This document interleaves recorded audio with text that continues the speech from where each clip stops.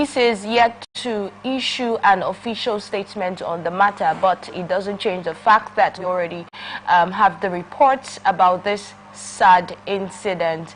Insecurity, we have been hearing a lot about that coming from the north, and now we have heard a case coming from Anambra State. What do you think about this story?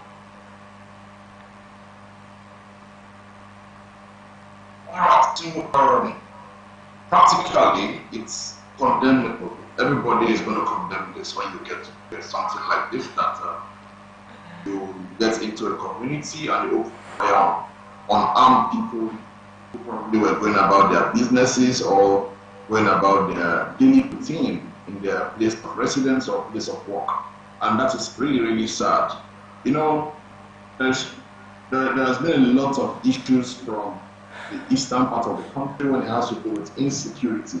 The issue of insecurity has been a rising issue in the eastern region of the country because of a lot of agitations. And right now, we do not even know who the agitators are anymore. A lot of things began with the issue of succession. A lot of issues began with the topic of breakaway. A lot of issues also came up with the issues of unknown gunmen and all of those things. Now, a lot of issues came through the issue of the discussion of sit at home. Now, so many things have happened, so many things are unfolding in the eastern part of the country. So we do not even know who these persons are anymore, not the faces behind the mask anymore. You cannot point out to say it is this group or it is that group, and this is the reason for which this has been done, or that is the reason for which it has been done. So practically, we are going to condemn this, even if the police have not issued an official statement on this. Everybody knows that so long as lives are lost, properties are lost, then we should first begin by condemning that action before we begin to even look at investigations. So I condemn that action that has come up from the eastern part, which is precisely in Anambra State. I also want to say something to my brothers in the east. It is very important that we note that as much as we continue to perpetrate crimes, violence, attacks, and mayhem on the people residents in the eastern part of the country, we continue to demarket the east. That is the truth about it. Whether we like it or not, we may have a very correct agitation, we may have a very correct agenda, but how you go about your agenda is important. That's why every organization has a vision and a mission. The vision is what you want to achieve. The mission is how you achieve it. What are you doing to achieve your vision or what you are agitating for, your agenda? You may be going about your agenda the wrong way. And when you are doing that, you may think that you are sending a message. Oh, we're hurting people, we are doing this, we are doing that. But at the end of the day, you are demarketing the eastern region of the country. A lot of people who would have done businesses in the eastern part of the country would not be able to do business in the eastern part of the country. When you do sit at home on a Monday morning, for instance, Monday morning is a productive day. Everybody looks forward to going to work. Everybody looks forward to going to open their business after the bustle of the weekend. And then you tell everybody to sit at home on a Monday morning, which is supposed to be the active day of the week, a business day that everybody starts their week with. And then they sit at home. When they sit at home, you have to note that there will be a lot of losses on the side of your people who are residents in the eastern part of the country, who record so much losses in their businesses for that particular day because they will not be able to open their shops. And those who attempt to do that suffer a lot of harsh measures and eventually get to lose their lives because they invaded or they flaunted the sit-at-home order. And now we do not know where this particular attack is coming from, but you must take the message home. You are demarketing the East. And as you continue to do that, you continue to scare away investors who would have wanted to invest their funds in the eastern part of the country. Now, talking about the eastern part of the country is very, very, very, very important when we talk about business in this country. All right, thank you. Talking about the seat at home now, since you made reference to it, yesterday we heard in the news that one of the Eastern governors was actually talking to the traders about the seat at home and telling them to make sure that they come to their shops, right? They open up their businesses, because there was like an inspection on a Monday and he found out that the traders were at home, a lot of them, and their shops were locked. Now, one of the reasons they do this is, aside the whole talk about the seat at home, there's this enforcement, right? So the people are usually scared to open up their shops due to security reasons and how safe they would be. So they would rather sit at home. Some of them, I know, might not want to, but because of their safety, although the governor went on to tell them that security will be provided and he has assured them of their safety when they get to open up the stores or their shops. Now, when we talk about the protest that's going on in some parastatals, when we talk about strikes, you hear some Nigerians saying things like, sometimes to drive home your point, you need to go further than just dialogue, right? Where, especially with the ASU strike and all of that, people who make excuses for that. So how far do you think, how much result and how effective do you think these agitations that these people have, with the way that they are going about it, how much result do you think they have actually seen with that? I cannot sit over that as a judge, but I'll be able to contribute my quota as much as possible. Okay. What I can say is, regardless of how much successes or failures they have recorded, what I can add to that is, the more you continue to agitate violently, the more you make the area inaccessible to people who are coming to do business with you. As much as you are agitating for something, there is a life to live today. While you look forward to a tomorrow of success in your agitation, don't forget that there is a life to live today. If a farmer will go to farm to plant a seed, knowing that it takes time to harvest. While you are waiting for harvest period, do not forget that there is a life to live between the planting season and the harvest period. That is my admonition to the people in the eastern region of the country. But you know that this still needs to be, this still needs to be addressed, because it goes way beyond just talking to them and telling them, oh, align and work in order and all of that. The government has a huge role to play in putting a stop to this. Don't you think so? That's what I was about to say next. When you said the governor of the state comes out to address, telling them to come out to do their businesses, but the governor of the state will be there with them. It's like when you give directives from Abuja, for instance, and say the IG of police said, everybody, I like using that example, go on the streets and do your daily businesses, don't allow anybody to search your phone, they do not have the warrant or the right to search your phone. But that directive came from Abuja. Now somebody is on the street in one community and there's a roadblock in front of you and they say, everybody get down, bring out your phone and let's search your phones. And then you want to tell them that the IG of police said this. Is the IG of police there with you to defend you when something happens to you? So when the governor says go about your business, the governor must put measures in place to ensure that the people can actually go about their businesses. Secondly, the government in the eastern region it's critical that they get to be a part of these agitations. Now, how do they get to do that? They have to come into the diplomatic aspect. They are the ones that have these people in their territory or in their region. To be able to call these people, they know you have security votes every month going down. What are you doing? Are you going to tell me that the people in the eastern region of this country do not know the people who are perpetuating all of this violence and mayhem on the people in that region? It is impossible to come to terms with that or to agree with that statement. Because I believe that they do know who these people are. They even sit down most of the time, they know themselves.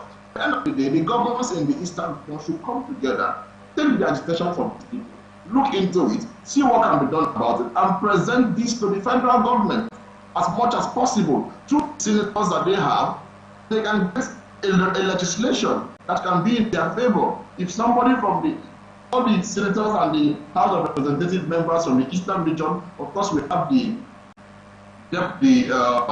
minority leader of the Senate is from the minority leader of the House of Reps. Sorry, the deputy speaker of the House of Reps is also from the East. So if they can go about this in a more diplomatic way, That is the agitators coming to terms with the political class. And then they say, okay, look, all of you, whatever they are agitating for is for the Eastern region at the end of the day. So you know that you are likely going to benefit or not from the process. So you call them to a roundtable discussion. What is the problem? If you claim you do not know what the problem is, what is the problem? When you call them to the table, you have a discussion, and then you go ahead to say, okay, fine. Now we've had this robust discussion. This is the outcome of our discussion. We're going to put this on a white paper. We're going to make a presentation to all our senators and all our reps, members, and then we'll pass this to the appropriate quarters, the House of Reps and the Senate. And then when these are deliberated in those various on those floors, they can actually have a legislation that can favor it. All right, thank you so much for that. I actually wanted you to talk about addressing the people, that's the perpetrators of this crime, you know, other than just addressing the victims sometimes. Because one of the last elections that we had in one of these eastern states, when the governor told the people to come out and vote, don't worry, security will be on ground and all of that. At the end of the day, we heard reports about what happened in that state, and it wasn't nice. Even though security were on ground, we heard about some military men being shot and all of those stories coming from there. So how do you get to convince the people again that security be on ground, that they should come out on Monday? So it goes way beyond just talking to them, and it goes way beyond just making sure that uniformed men are on the road. But let's move on to the next story that's coming straight out of Lagos State. We have reports that the Lagos State Police Command reports that 21 passengers are missing after 2 unregistered boats collided on the Lagos Lagoon in Imora Town, Amuwo, Odofin local government area. The incident, which occurred on Monday evening, involved 32 passengers on board both boats. The collision caused the boats to capsize, and emergency responders, including marine police and local divers, rescued 11 passengers who sustained injuries. These individuals were rushed to the Naval Hospital in Navy Town, Alakija, for medical treatment. However, 21 passengers remain unaccounted for, and efforts are ongoing to recover their bodies. The police command has launched an investigation to the incident. Meanwhile, conflicting reports suggest that 15 passengers were involved, with 13 rescued and some currently under the care of the National Inland Waterways Authority. We also had reports about investigations talking about the ferry manager of this particular company, and investigations have showed some sort of negligence on his side, according to reports. And that's also something that should really be talked about. That's something that we should discuss, because it is very important. We keep hearing about boat mishaps, accidents on the waterways, as well as roadside accidents, right? But this is our focus now. If we still have Badon, I don't know, great man, are you still with us?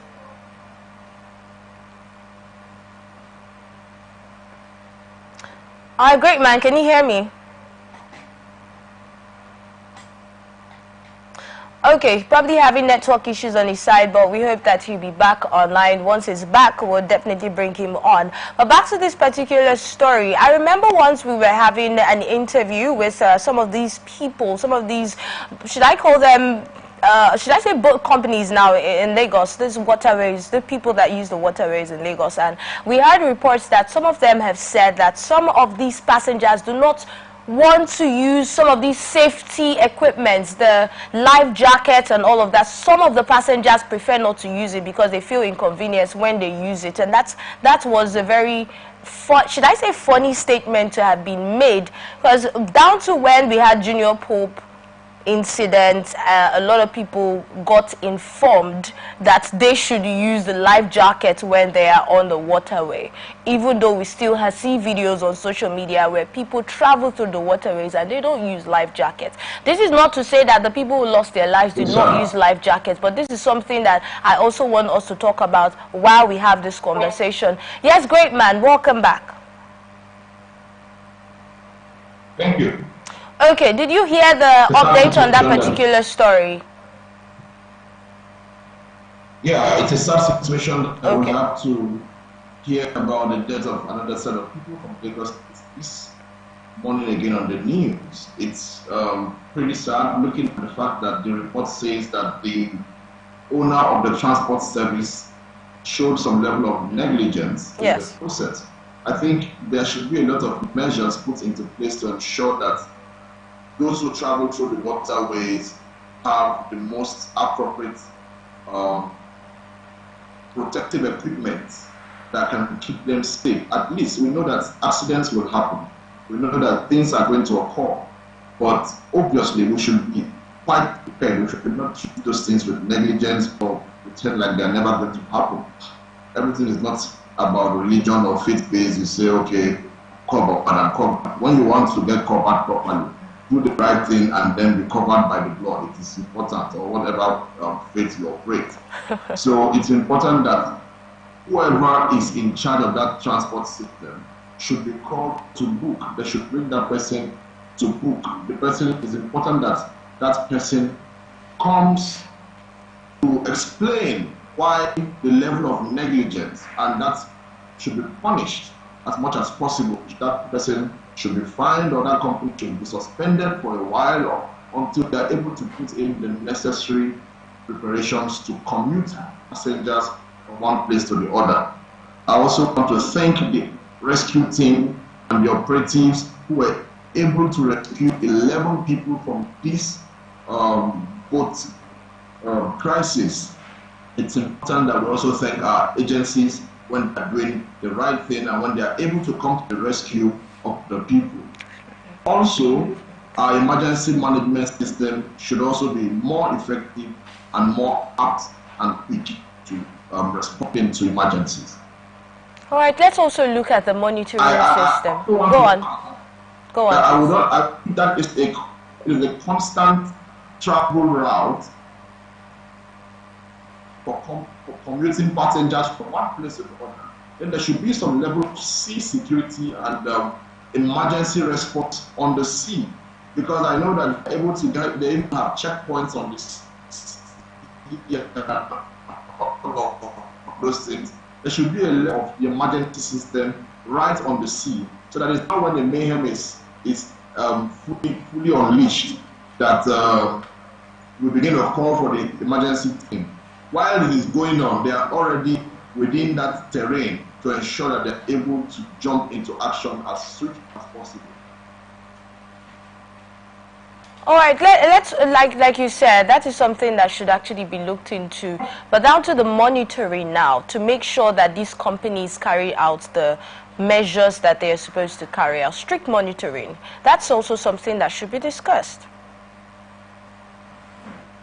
Definitely, that's part of what I said, that the person who has done this, the company who is responsible for this, should be brought to book.